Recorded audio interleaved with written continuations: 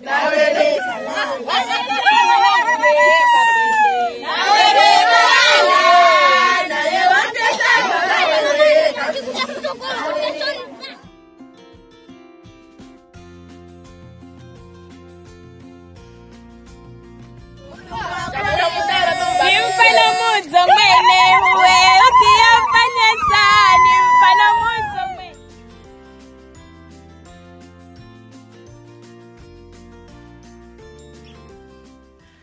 officially got married in Kenya.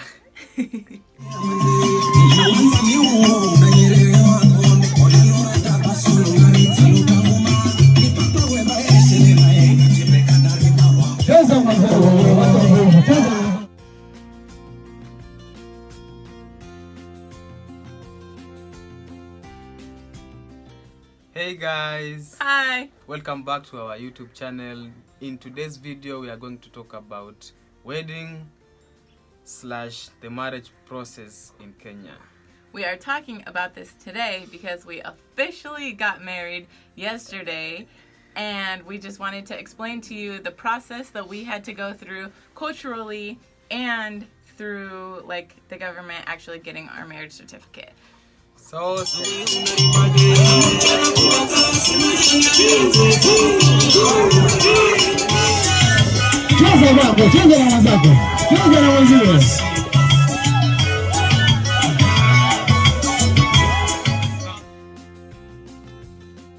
okay guys, if you watched our previous love story video, it is very clear that me and Sabrina were away from each other for about a year after we knew each other.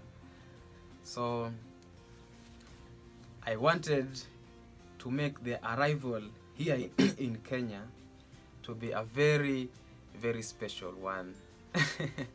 So I thought it would be better if I organize with the family to conduct a welcoming party. Yeah, for the family, friends and relatives to know her, and for her to know everyone in the family, everyone that I am close with or related to. So to make that happen, my family is a large family, so that in that welcoming party I was expecting a population of almost 200 people to attend.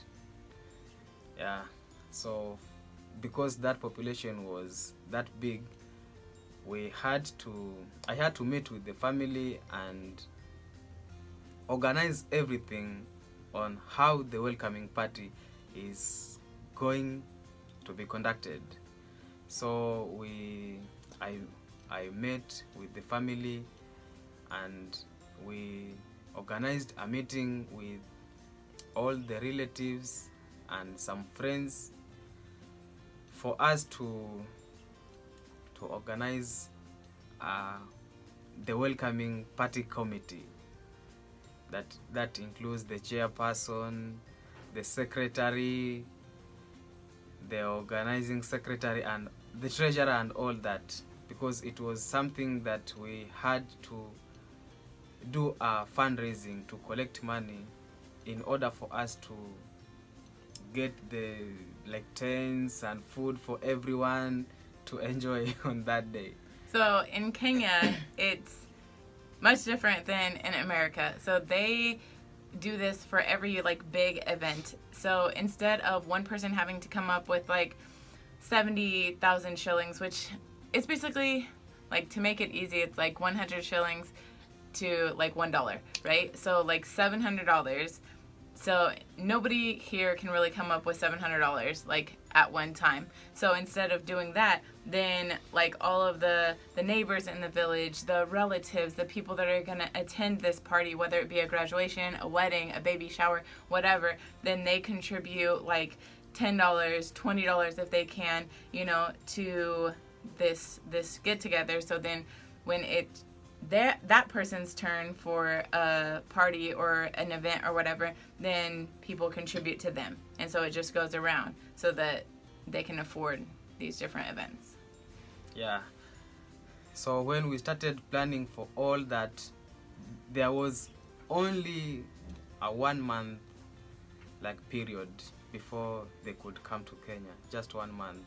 So we had to meet at the village every weekend, every Sunday, to make sure that we encourage the friends and relatives to contribute for us to be well equipped during the welcoming party, for us to get all the necessary things that we had budgeted for. Yeah. So then the reason why we're talking about the welcoming party in our wedding video is because it turned into more than a welcoming party. So they were budgeting, and then they were collecting the money every week or whatever, and it kind of, maybe a little bit before I got here and certainly after I got here, it started getting around that it was a wedding as opposed to a welcoming party. So we would go places and people would tell Shaha, oh, like so-and-so told me that your wedding is this weekend or whatever. And at first Shaha was like, no, it's just a welcoming party. It's just a welcoming party. But then like it kind of like took on like a personality of its own, and so like no matter how much Shaha told people like, no, it's just a welcoming party just to introduce her, like people were like, no, it's a wedding, oh, we gotta do this for your wedding and we have to do this for your wedding. So eventually it was just like, oh, okay, I guess it's gonna be a wedding. Yeah, it was very hard to convince the people that it was actually not a wedding, it was just a welcoming party. Yeah. So then what happened in regards to like the finances every week? Yeah, every week, yeah, when we met, like we could receive some contributions from different people. The maximum amount every person was supposed to contribute was 1,000 shillings. So every weekend we could receive some few contributions from people, and that is how, when the contributions were coming, we got so motivated to conduct the welcoming party. But then when did the issues started happening? Obviously, there were some issues. When we explained to them that it was a welcoming party and I was welcoming her and her daughter from America, everyone knew that, oh, that is a white lady, definitely she has money.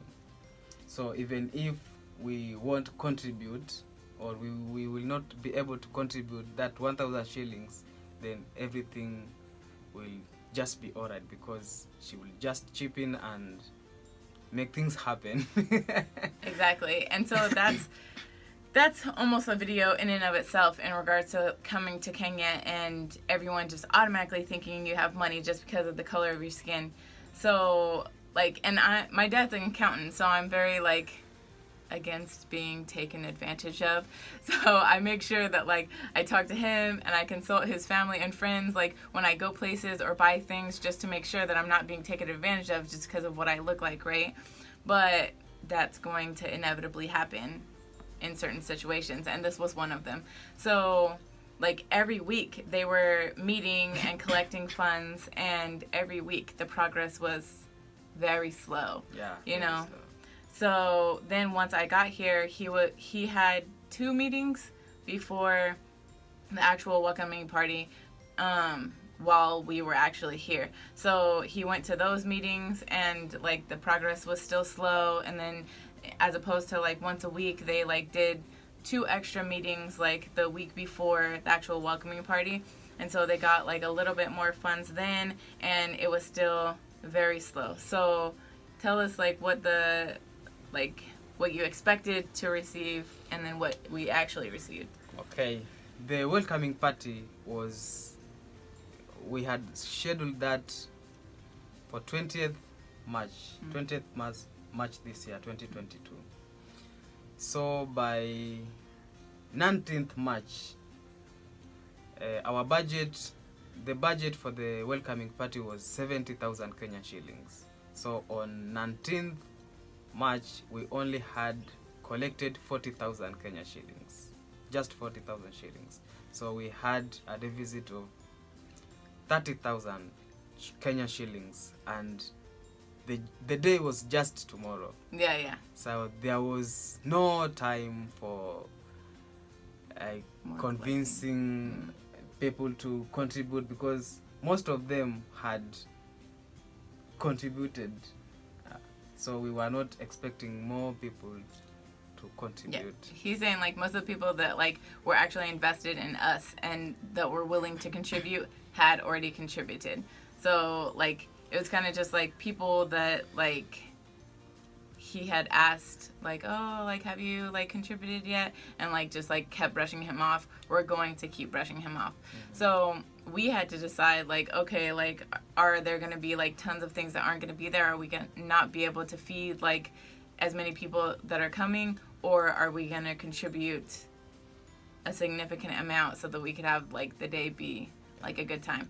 So we decided to contribute 15,000, which was like $150, and that allowed for like pretty much everything that needed to happen for the welcoming party. And so it just kind of like, I'm glad that it turned into like a wedding situation, because after going through that, like I don't want to have another event. Just because like it was really stressful for him, because he was going to the village every day to like make sure that like everything was being set up right, and that everything was purchased that needed to be purchased, and that like more people were contributing and everything. And so because he was stressed, like it kind of like stressed me too, and I didn't want to like come to Kenya and automatically be like stressed over money and all of that. So I think that it was like a better situation that we just had like an all-in-one thing. And so like in regards to people who didn't contribute, it was, as we were talking about, because people automatically thought that I had money. So before I got here, people pitied or felt sorry for Shaha because he has vitiligo. So people actually put a fundraiser together so that he could go to school, and they contributed a significant amount so he can start going to school to be a doctor here in Kenya. But then when I get here, then they no longer feel sorry for him, and they're like, oh no, now he has everything that he needs because he has a white lady that's like financing his life, so we don't need to help him with anything. So that just like kind of like shows you like how people think of money here. Exactly. Yeah. So after we chipped in and contributed 15,000 to the 40,000, that became 55,000 Kenya shillings. So for that 55,000 Kenya shillings, we were able to get enough food for the people who came. We were able to purchase a cake. Yeah, there was a cake, and also a public address, music. There was music, and those were the vital requirements for that day's event. And we are very glad that it was a success. Yes. Like, everyone who came there really enjoyed. There was no one who complained that he or she didn't get food or anything. Yeah. And like it was really like a collaborative like situation. His cousins did the like MC, like did all the speaking and stuff, and then his other cousin did like the translating, and we got a DJ, and like things like he mentioned the cake, like that was kind of like something that was like we wouldn't necessarily have a cake if it was just like a welcoming party. The cake would be more so for like a wedding situation. So like it was kind of like everybody made it this like blended thing where it was like a welcome party and wedding. There was no ceremony, but that was like the only thing that was missing from like a wedding type event. Like we wore like white outfits and all of that. So if you want to see like the outfits that we wore, maybe I'll put it in a a picture clip, and we'll put in a lot of video clips from the welcome party.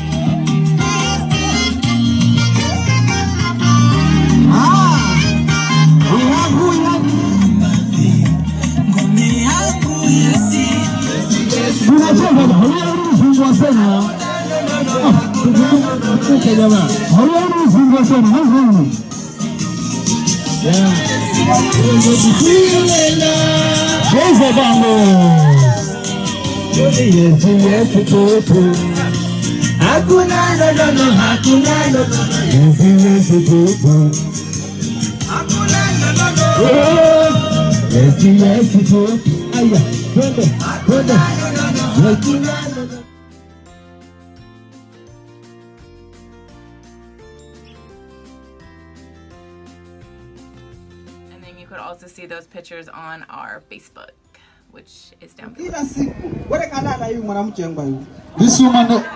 This woman never slept.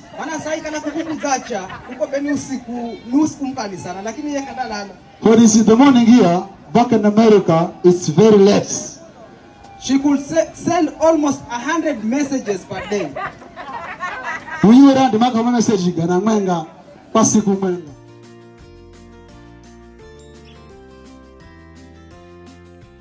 So now we're going to give you the story of our actual marriage certificate, which eventually allows me and Safari to stay in Kenya with Shaha and Georgina with dependent passes. So when we decided before we came here that we were going to give ourselves like 2 to 4 weeks to like get acquainted. Yes, we had been like in a relationship for over a year, but like we still wanted to make sure, you know, like, I don't know, people always talk about like the silly things, like if somebody snores or if somebody like chews loud or whatever, you know, like we want to make sure that we were still like compatible, like physically being together. So we gave ourselves like, I don't know, like 2 or 3 weeks, and then we decided, no, it was like almost a month. At the beginning of April, we got here the beginning of March, we started looking into the process of like getting married, which we had looked into before we actually got to Kenya, but you look into things and then like you really do them, and it's always a little bit different. Yeah. So we went to Kilifi originally, which is the closest like bigger city to the village where we live, and they said that they don't do special marriages or special license marriages. So then we had to go to Mombasa. So we went to the registrar in Mombasa, like kind of with not much in hand, like just like inquiring, seeing what we would have to do and what we'd have to get and everything. And so we went there and asked them, and they actually had a packet of people that were getting married like in the coming days. And so they showed us these people's packet and what exactly we needed in order to get to the actual marriage step. And it looked impossible. Complicated. Oh my goodness. It looked impossible. Like it was just like a packet of like 15, 20 papers. And the first was like the application with their passport photos, both people's passport photos on the top. And then like it was the no impediment of marriage. So I have to get that from the U.S. Embassy in Nairobi. And then Shaha has to get that from a lawyer in Kenya. And then a copy of his birth certificate, his ID, my passport, my birth certificate, the application, the copy of the ID of the witnesses. So we have to have like 2 witnesses, and that's all I can think of right now. But yeah, so it was just like the biggest obstacle was the impediment of marriage, because we can only get that in Nairobi. So the next step was going to Nairobi. So we did that, and I was super lucky to be able to get an appointment like 2 days after I like went online. So we went to the U.S. Embassy, and they can't let anyone into the U.S. Embassy unless you have an appointment. Yeah. And I went on the website to get an appointment, and there was no appointments available, like at all. Like I'm not talking about like no appointments for like a month or 2. I'm talking about there was no like ability to make an appointment, period. Like it said that they were booked out for like 2 or 3 weeks, and then nothing after that, like no ability to book. And so then we went to the embassy and I explained this. So they had me call a couple of phone numbers. And then I finally got like to talk to somebody on the phone, and she was like, okay, well, email this email address and let them know your situation and they might be able to give you an appointment. And I was like, okay, so I did that. And then I get an email back saying like, there are now appointments available, but we are not able to like give you a special circumstance and book quickly for you. So I was like we're in Nairobi, like how long are we gonna have to be in Nairobi until our appointment? And so I go on and look up the soonest appointment, and it just happened to be that like the next available appointment was like 2 days from then. And besides that, like it was booked out like over a month. So I like booked that appointment like super quick, and we were able to get my my no impediment of marriage 2 days later, which was awesome. And so then we got his from a lawyer, I think that same day that I got mine. And so we had those 2 pieces of paper. Yeah. It was very easy than we expected for her to get the impediment of no impediment to marriage from the embassy, because the person that we met at the office of the registrar in Mombasa told us that, oh, you can only get this document from your home country. That's originally they had told us like that you can only get it from your home country, but the reason that they said that was because they were confused in regards to different countries. Because where we live and in Mombasa, there are not very many Americans. Yeah, exactly. There are a lot of Indians. There are a lot of people from the UK.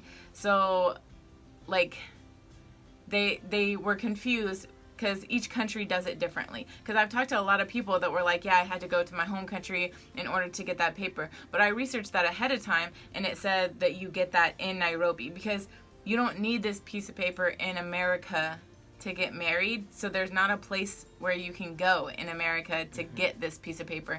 So yeah, and then after they showed us, when we went to go inquire, they showed us that other people's like packet, and it clearly said on that person's impediment to marriage that like it was done in Nairobi. So yeah, so that was good. But even when we came back, like when we already had those things and we were talking to one of the registrars, she was like, if I can ask, like, how long did it take for you to get this like no impediment to marriage like at the embassy?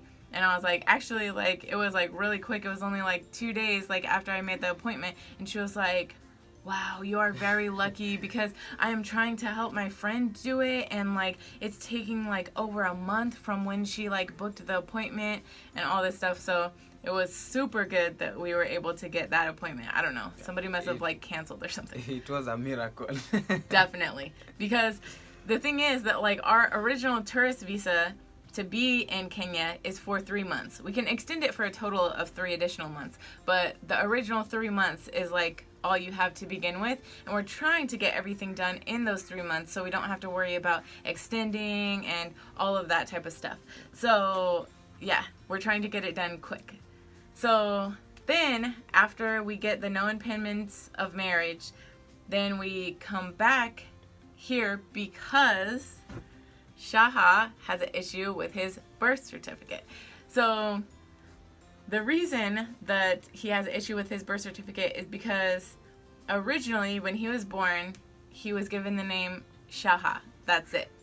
And then like the birth certificates here, it says the given name, which is Shaha, and then right under that it says the father's name, which is Gombe is his dad's first name, and then Yiriya is his dad's last name.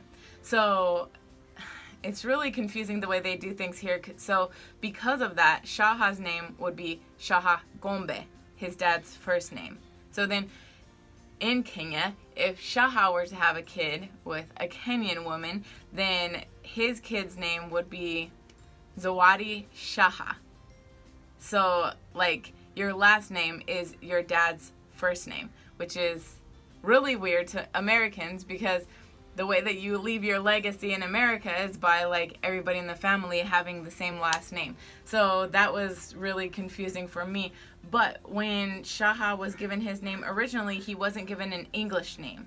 So then when did you like get your English name? Yeah. After I was baptized. Like how old were you? I was 21 years. Oh, okay.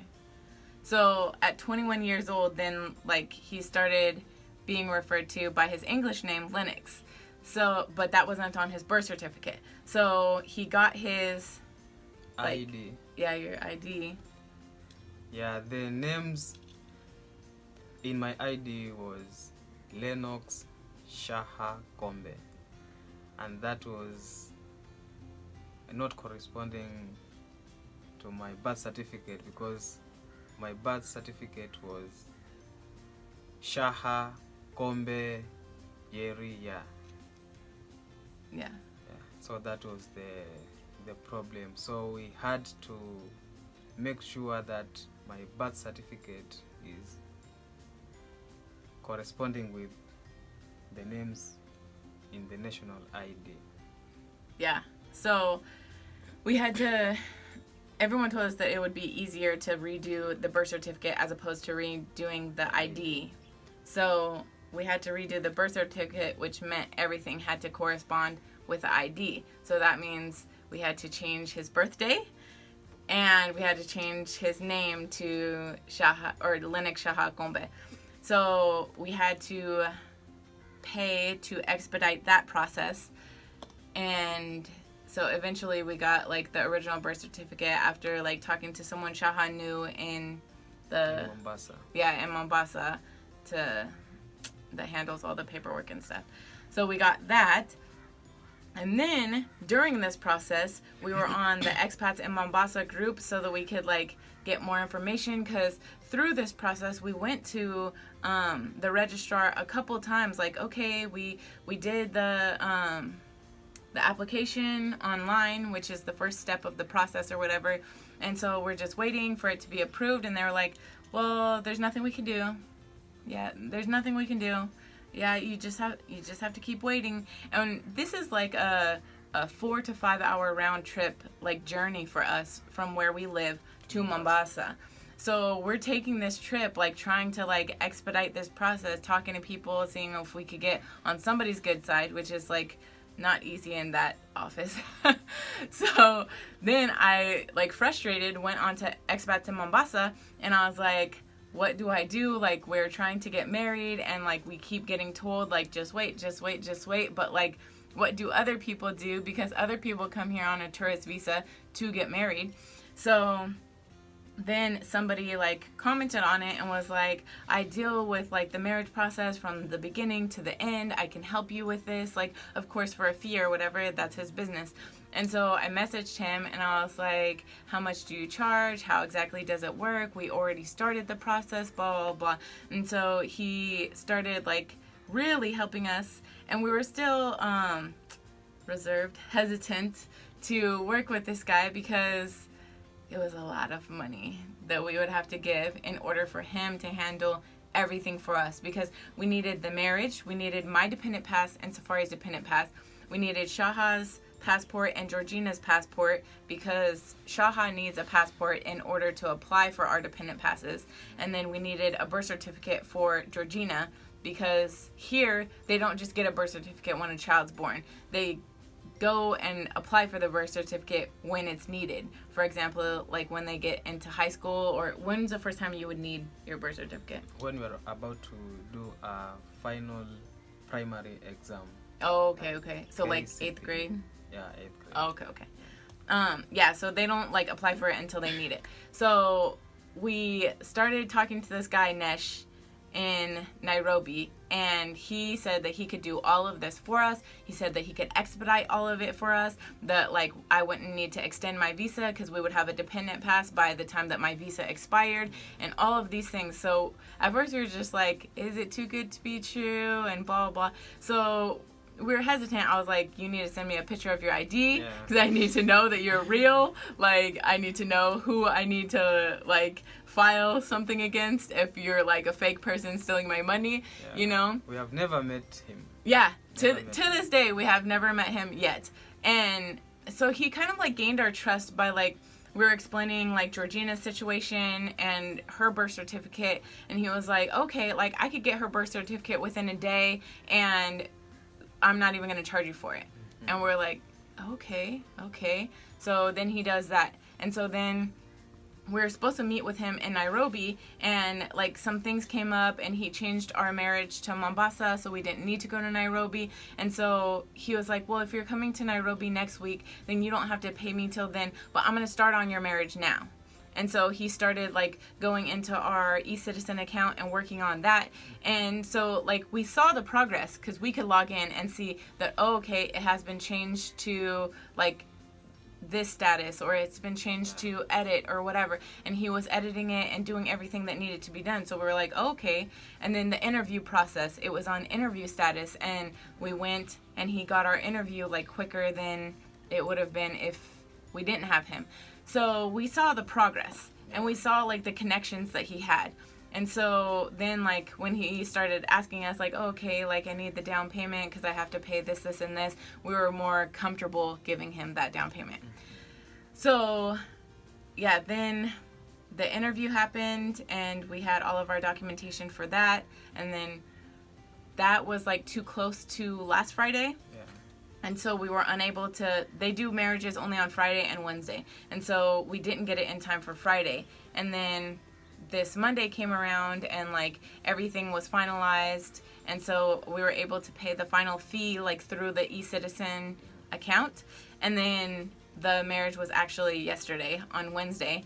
And so we brought his cousin and his cousin's wife, our witnesses, with us to Mombasa, and we're able to actually get married. Yesterday.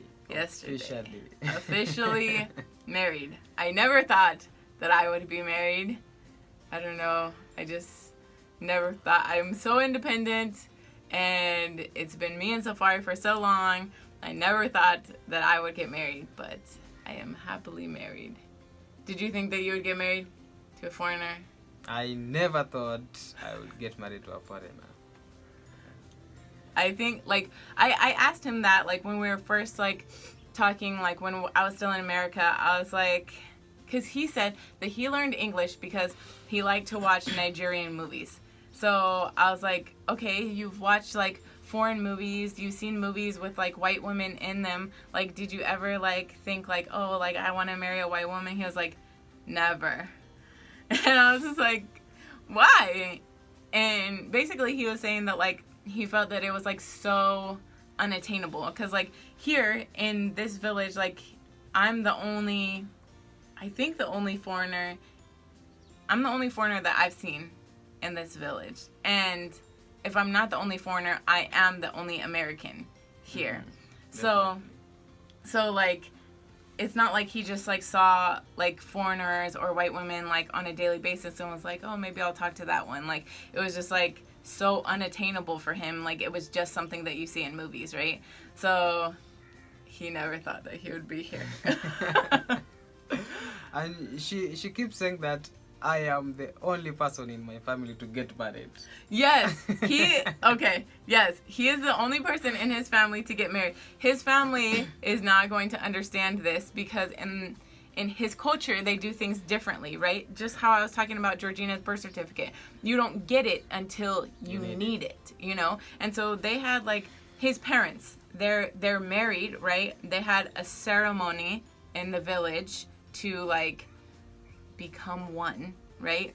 But they're not married. Like, if you go to the government and be like, can I see the marriage certificate for Grace and Kombe?